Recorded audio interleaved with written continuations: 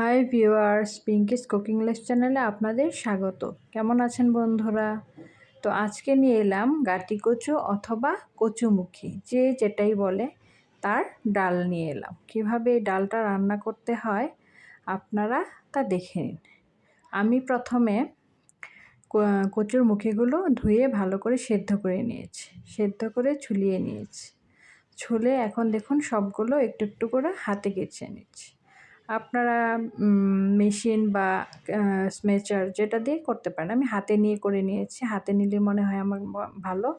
তো হাতে এভাবে মিশিয়ে নিয়ে দেখুন কতটা সফট হয়ে গেছে, একদম মিশে গেছে। তো একটা পাতিলে আমি অনেকটা পানি নিয়ে নিয়েছি, সেখানে আমি প্রায় 1.5 চামচ মতো হলুদ দিয়ে দিয়েছি। জলটা ফুটতে হবে না, নর্মাল থাকলেই চলবে। আর 1 চামচ শুকনো লঙ্কা গুঁড়ো দিয়েছি, আর 1 চামচ লবণ দিয়ে দিয়েছি। কয়েকটা কুচো করা পেঁয়াজ দিয়ে দিলাম, আর কয়েকটা আস্ত রসুন দিয়ে দিলাম। এবার মাখানো কচুমুখির মাখানোটা এটা আমি ডালে দিয়ে দিলাম।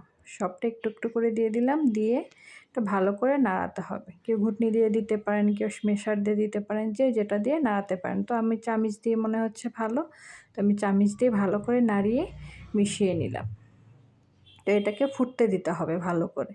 অনেকক্ষণ ফুটে নেওয়ার পর যখন দেখবেন কালারটা ঠিক এরকম হয়ে এসেছে, দেখুন আমারটা ভালো করে মিশেও গেছে, কালারটা কত সুন্দর দেখা যাচ্ছে।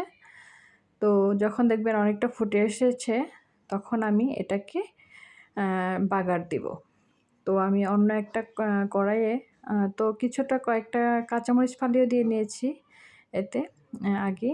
তো একটা কড়াইতে আমি কিছুটা তেল নিয়ে কয়েকটা গোটা শুকনো লঙ্কা আর কয়েকটা পেঁয়াজ, কুচনো পেঁয়াজ দিয়ে ভালো করে দেখুন ব্রাউন কালার করে ভেজে নিয়েছি। তো এবার আমি ডালটা একটু নাড়িয়ে এটা আমি কড়াইয়ে ঢেলে দিব। তো আস্তে করে ঢালতে হবে যেন শরীরে এসে না পড়ে। তো আমি দেখুন ডালটা ঢেলে দিলাম, ঢেলে দিয়ে তো ওটা আমি কড়াই থেকে পাতিলে নিয়ে নিলাম। তো ডালটা অনেকক্ষণ ফোটানো হয়ে গেলে যখন একটু জালটা ভালো করে হয়ে আসবে, তখন আপনারা এটা নামিয়ে একটা বাটিতে পরিবেশন করবেন। তো অনেক ধন্যবাদ।